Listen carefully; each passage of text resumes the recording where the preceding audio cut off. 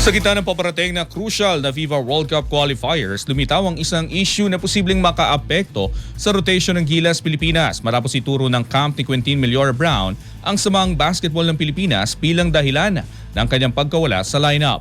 Ang ibang detalye alamin sa muling pag-abante ni Carlo Villaseñor. Inilagay ng camp ni Quintin Meliora Brown sa samaang basketball ng Pilipinas ang pananagutan sa hindi paglaro ng big man para sa Gilas Pilipinas sa ikalawang window ng FIBA World Cup qualifiers. Ayon sa camp ni Meliora Brown, ang kontratang inalok ng SBP ay may mga probisyong sumasalungat sa kanyang profesional na obligasyon sa club level, lalo na ang kinakailangan paglahok sa mga laro na nasa labas ng opisyal na FIBA window. Iginit ng camp na ang mga ganitong laro ay hindi sakop ng obligasyon ng mga professional na club na nagpahiram ng mga manlalaro. Kaya't nagre-resulta ito sa posibleng paglabag sa kontrata ni Meliora Brown sa kanyang club. Dagdag pa rito, sinabi ng camp na sinusubukan nila makipag-usap sa SBP upang baguhin ang mga termino ng kasunduan.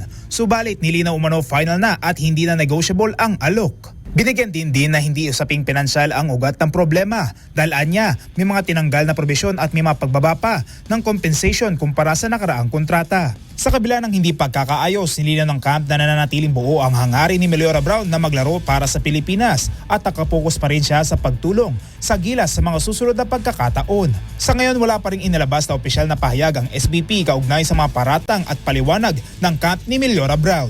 Ako si Carlo Villaseñor, Abante Sports, now na!